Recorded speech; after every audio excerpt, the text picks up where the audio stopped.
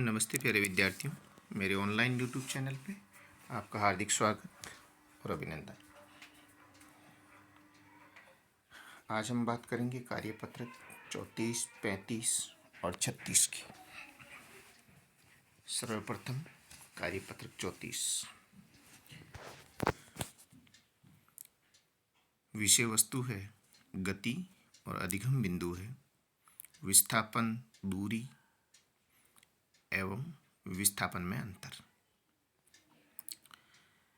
First question दिया हुआ है, सोहन बिंदु ए से बी तक किस पथ से जाए क्यू से न्यूनतम दूरी तय करनी पड़े। 3 पथ दिए हुए हैं, ये पथ दिया हुआ है फर्स्ट, दूसरा और तीसरा। इन तीनों पथों से यदि गति की जाए तो सबसे न्यूनतम दूरी है वो किस पथ से होगी, तो न्यूनतम दूरी है वो दूसरे पथ से होगी, यानी सीधा ए से बी तक आएगा तब होगी। तो इसमें सेकंड पथ है या द्वितीय पथ है वो लिखना है। नेक्स्ट क्वेश्चन दिया हुआ है, सोहन द्वारा तय की गई न्यूनतम दूरी को खाली जगह कहते हैं। तो न्यूनतम दूरी है उसको विस्थापन कहते हैं। फिर विस्थापन का मात्रक मीटर या किलोग्राम, तो विस्थापन का मात्रक है वो मीटर होता है।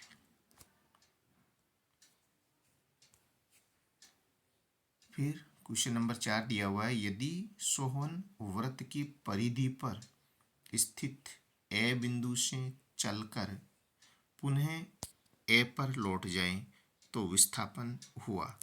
ए से रवाना होता है और वापस ए बिंदु पर आ जाता है तो विस्थापन है वो शून्य होता है। विस्थापन हमेशा प्रारंभिक बिंदु और अंतिम बिंदु के बीच की न्यूनतम दूरी को मापता है।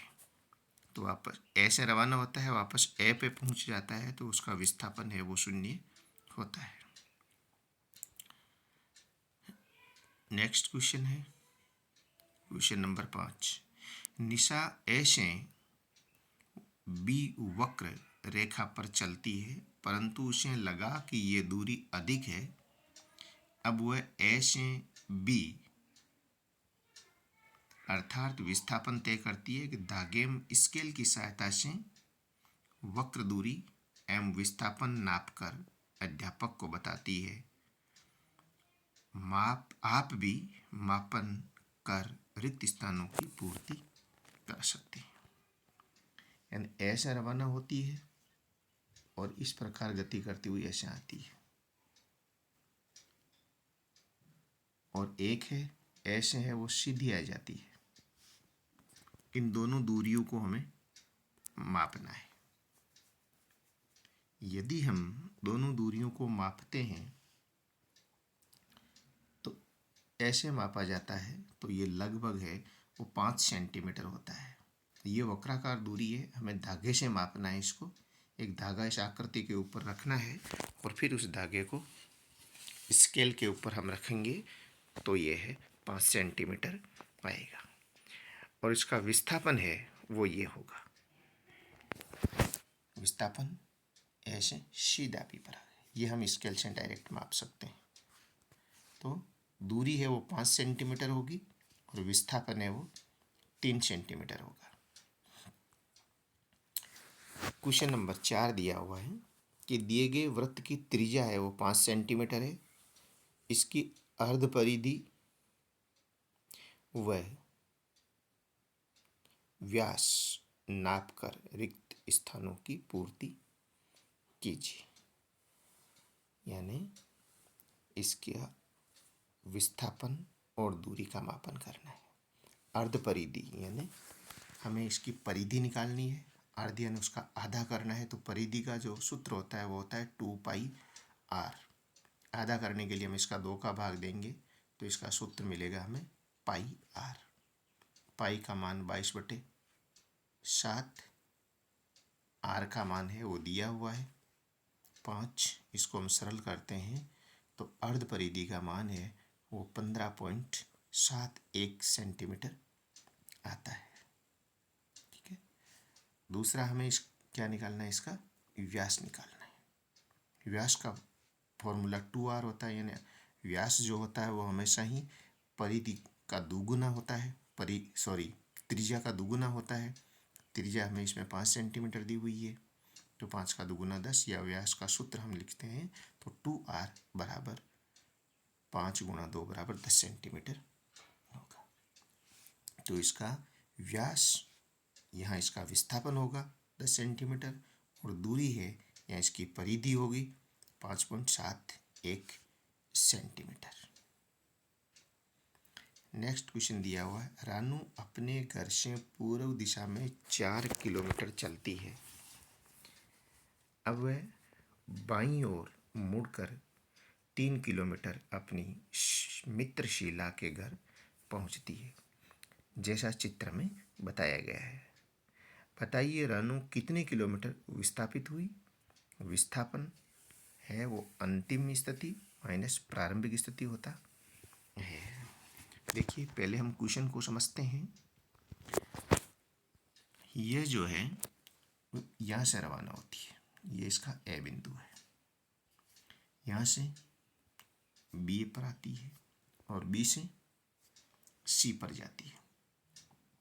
ठीक है, ए से बी के मध्य की दूरी 4 सेंटीमीटर है और बी से सी के मध्य की दूरी 3 सेंटीमीटर है। यदि हमें इसकी दूरी ज्ञात करनी है तो ये 4 और 3 कितना हो गया, 7 सेंटीमीटर, ये इसकी दूरी है। ठीक है, लेकिन ये हमें विस्थापन पूछ रहा है। विस्थापन का मतलब ये एक समकोण त्रिभुज है और इस समकोण त्रिभुज का हमें कर्ण ज्ञात करना है, यानी ये दूरी ज्ञात करनी है।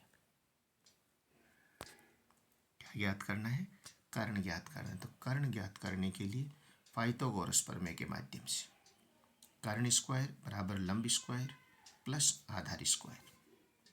लंब वो 3 सेंटीमीटर है, आधार है वो 4 सेंटीमीटर है, और इसको सरल करते हैं। लंब के स्थान पर 3 रखते हैं, आधार के स्थान पर 4 रखते हैं। 3 का वर्ग 9, 4 का वर्ग 16, यानी 25। कर्ण स्क्वायर बराबर 25 आता है। कर्ण का मान है वो आता है 5।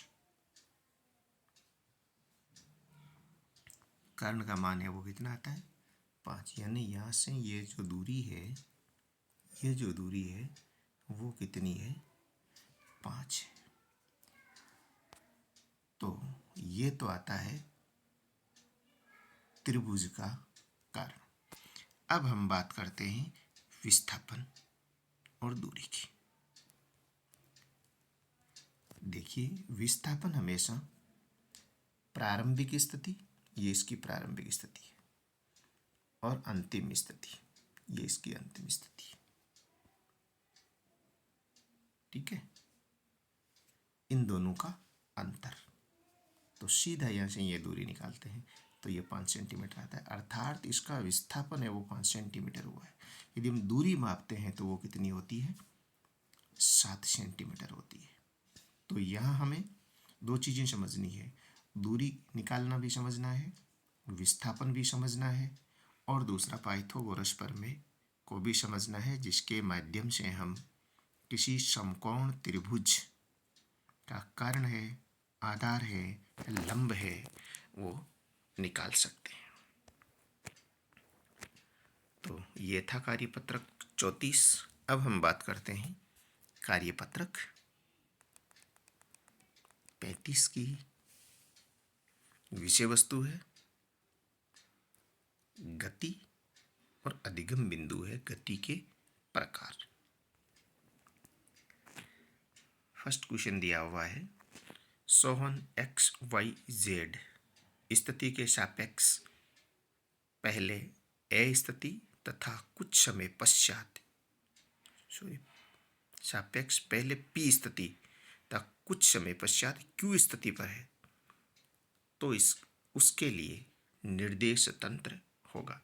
ये निर्देश तंत्र दिया हुआ है XYZ, जिसमें 3 निर्देशांक दर्शाए गए हैं, X, Y और Z। ये कह रहा है कि पहले है वो ए स्थिति पर है और फिर वो कहाँ पहुँचता है, NEP पहले वो P स्थिति पर है और फिर कहाँ पहुंचता है, Q पर। तो निर्देश तंत्र क्या होगा? तो उसको निर्देश तंत्र को दर्शाने के लिए हम क्या लिखेंगे, P इस प्रकार का साइन तीर का निशान और Q ऐसे P से Q की तरफ गति। नेक्स्ट क्वेश्चन है, किसी निर्देश तंत्र के सापेक्ष समय के साथ वस्तु की स्थिति में परिवर्तन को क्या कहते हैं? तो परिवर्तन को गति कहते हैं। नेक्स्ट क्वेश्चन दिया हुआ, राजू अपनी कक्षा में अभिनय या एक्टिंग करते समय कभी परेड करता है, कभी शराबी का अभिनय करता है, कभी टेबल के चारों ओर गोल चक्कर लगाता है, कभी जमीन पर लुढ़कता है। राजू द्वारा परेड करते समय की गई गति पर सही चिन्ह लगाइए। राजू है वो एक्टिंग करता है, तो परेड करते समय वो कौन सी गति कर रहा है? सरल गति, बिल्कुल ठीक। यानी वो परेड करेगा तो सरल गति भी करेगा। वर्ताकार गति, यानी वो परेड करते करते यदि टेबल के चारों तरफ घूमता है तो वर्ताकार गति भी होगी। कंपन गति, कंपन गति नहीं होगी, कंपन गति है वो नहीं होगी। कंपन गति एक निश्चित बिंदु के इर्द गिर्द घूमना होता है, इसलिए कंपन गति है वो नहीं होगी। घूर्णन गति, घूर्णन गति भी होगी, बिल्कुल ठीक है। आवर्त गति, आवर्त गति भी हो सकती है। तो ये सब सही है, केवल कंपन गति है वो नहीं होगी। इसके बाद है क्वेश्चन नंबर 4, रानू एक मजबूत रस्सी के एक सिरे से पत्थर बांधकर उसे गोल गोल घुमाती है, तो पत्थर की गति क्या होगी? तो पत्थर की गति है वो वर्ताकार गति होगी, सरल गति नहीं होगी। दो ऑप्शन दिए हुए हैं कि सरल गति होगी या वर्ताकार, तो वर्ताकार गति होगी, सरल गति नहीं होगी। मोहन को एक शरारत सूझी, अंगूठे एवं अंगुली के बीच में रबर को तान दिया और सोहन के कान के पास लाकर बीच में से रबर को खींचकर छोड़ देता है। सोहन को अजीब सी आवाज़ सुनाई देती है। मोहन की इस शरारत के कारण उसके पीछे हंसता हुआ भागा और बोला, ये कैसी शरारत है, मेरे कान में अजीब सी आवाज़ आई। तब मोहन ने कहा, कल गुरुजी ने गति पढ़ाई थी, उसमें से इस रबर की गति किस प्रकार की है, सोहन को आप अपना उत्तर बताकर उसकी सहायता करें। तो ये कंपन गति है। ये डायग्राम दिया हुआ है, डायग्राम के आधार से हम समझ सकते हैं कि इस प्रकार रबर को दो अंगुली और अंगूठे में पकड़कर यदि बीच में से खींच के छोड़ता है तो उसकी कौन सी गति होगी? कंपन गति।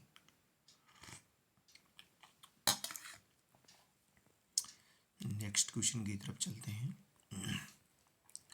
दिनकर ने अपनी एक पुरानी साइकिल से एक आटा चक्की बनाई, जो कई उद्देश्यों को लेकर इस नवाचार के लिए उसे राज्य स्तर पर मुख्यमंत्री जी ने पुरस्कृत किया।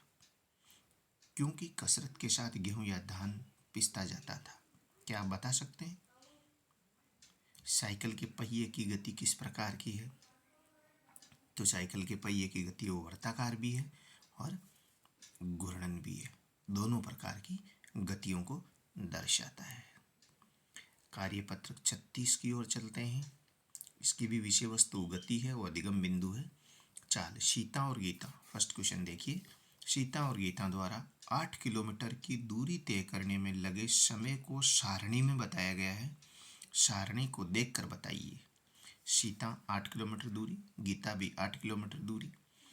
सीता 1 घंटे में तय करती है, गीता इसको 2 घंटे में तय करती है। तो सीता और गीता में से कौन जल्दी जल्दी चला? किसकी चाल अधिक है?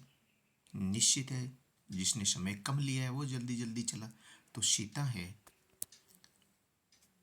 उसने 1 घंटे में तय की है, तो सीता की चाल है वो अधिक है। चाल के लिए सही विकल्प पर चिन्ह लगाना है अपने को। उस व्यक्ति की चाल अधिक है जो समान दूरी के लिए कम समय लेता है, अर्थात चाल है वो समय के व्युत्क्रमानुपाती है, यानी चाल प्रोपोर्शनल 1/टाइम समय। तो चाल है वो समय की व्युत्क्रमानुपाती है और दूरी है उसकी समानुपाती है, जो जस्ट इसके नीचे दिया हुआ है कि उस व्यक्ति की चाल अधिक होती है जो समान समय के लिए अधिक दूरी तय करता है। तो चाल है वो दूरी के समानुपाती होती है, यानी जैसे दूरी बढ़ती है वैसे चाल भी बढ़ती है। ठीक है, नेक्स्ट की तरफ चलते हैं। चाल का सही सूत्र है चाल बराबर दूरी बटा समय। चाल बराबर दूरी बटा समय, यही ऊपर दिया हुआ इन दोनों के अंदर कि चाल बराबर दूरी बटा समय के दोनों फॉर्मूले को यह दर्शाता है। चाल के सही मात्रक पर चिन्ह लगाइए। तो चाल का सही मात्रक क्या है? मीटर प्रति सेकंड। सही मात्रक क्या है? मीटर प्रति सेकंड। चाल एक अदिश राशि या सदिश राशि। तो चाल एक अदिश राशि है। चाल की सही परिभाषा पर चिन्ह लगाना है। विस्थापन में परिवर्तन की दर को चाल कहते हैं। नहीं, विस्थापन में परिवर्तन की दर को वेग कहा जाता है, इसलिए यह गलत है। दूरी में परिवर्तन की दर को चाल कहते हैं, यह बिल्कुल ठीक है। रामचंद्र रोज सुबह सुबह भ्रमण पर निकलता है।